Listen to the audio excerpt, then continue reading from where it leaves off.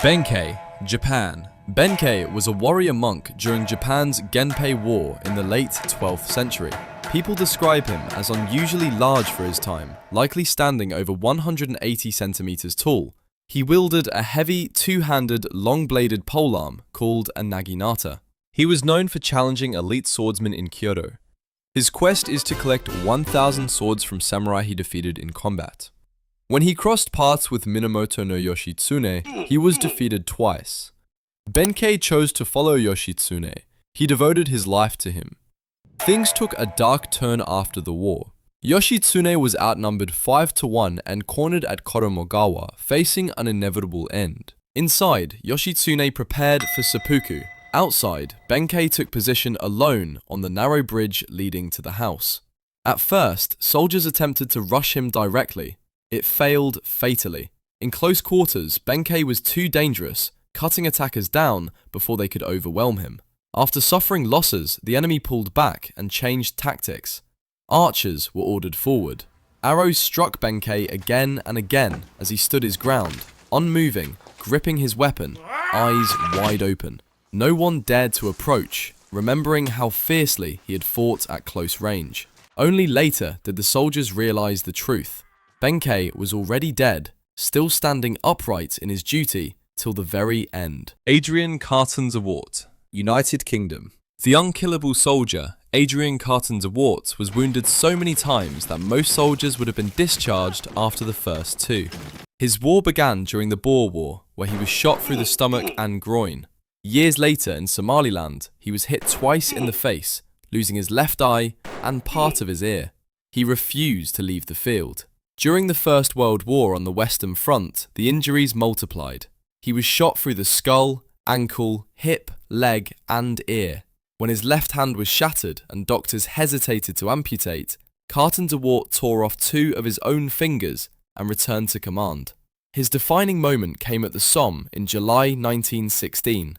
Under relentless artillery fire and repeated assaults, his unit was close to collapse.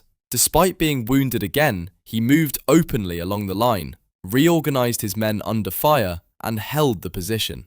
His actions prevented a breakthrough and earned him the Victoria Cross. By the end of his career, he had been wounded at least 11 times, lost an eye and a hand, and still kept returning to the front.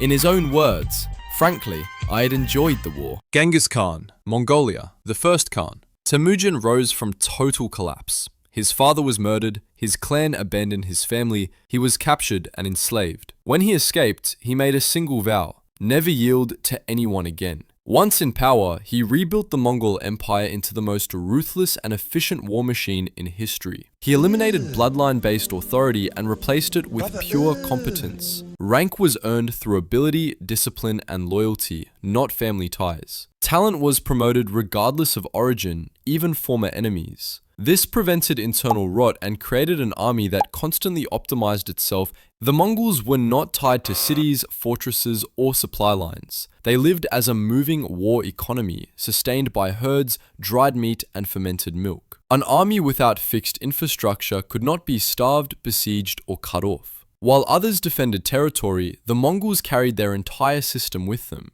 He also built the Yam system, a relay network with stations every 40 kilometers stocked with fresh horses and supplies. Riders swapped mounts instantly and kept moving, sleeping briefly while riding. Messages traveled over 200 kilometers per day, enabling rapid coordination across vast distances. The unstoppable Mongol Empire stretched from East Asia to Eastern Europe, conquering vast parts of China, Central Asia, the Middle East, and Eastern Europe in just a few decades. Alexander, Greece. Alexander the Great became unstoppable by building an army that could break any battlefield and any city. At its core was the Macedonian phalanx, built around the sarissa, a pike over 5 meters long. Soldiers fought shoulder to shoulder, their spears overlapping into a dense wall of iron. Enemies didn't face one weapon, but layers of spear points advancing together. Once the phalanx moved forward, stopping it was impossible. Where Alexander truly changed warfare was siege combat. He worked closely with elite engineers, most notably Deadliest of Pella,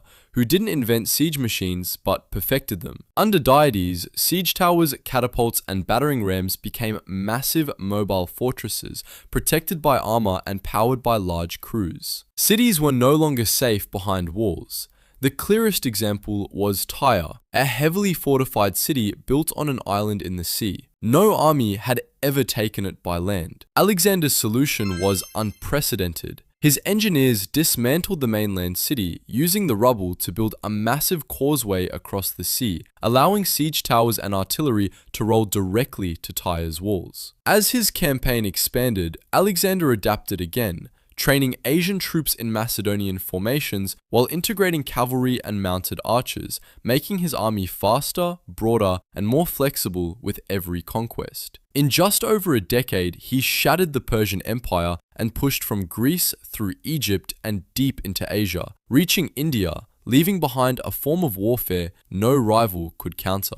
Guan Yu, China, the man who became a god of war. During the Three Kingdoms era, Guan Yu inspired fear through sheer battlefield dominance. Wielding the green dragon crescent blade, known as the Guandao, he was described in legend as standing nearly 2.1 meters tall, with a red face and a long, flowing beard. His combat skill and command presence were respected not only by his allies, but by his enemies as well. When Guan Yu was captured by Cao Cao, he was treated with rare honor. Cao Cao offered him ranks, wealth, and the red hair, hoping to win his loyalty. Guan Yu accepted the courtesy, but never the allegiance. The moment he confirmed that his oath brother, Liu Bei, was still alive, he repaid Cao Cao's generosity by killing Yan Liang, then openly walked away, abandoning every title and gift to reunite with his brother. Later, Guan Yu was captured again, this time by the state of Wu. Kept alive as a political bargaining chip, he was pressured to switch sides or be used against Liu Bei. Guan Yu refused every offer. He would not serve Wu, nor betray his oath. Because of that refusal,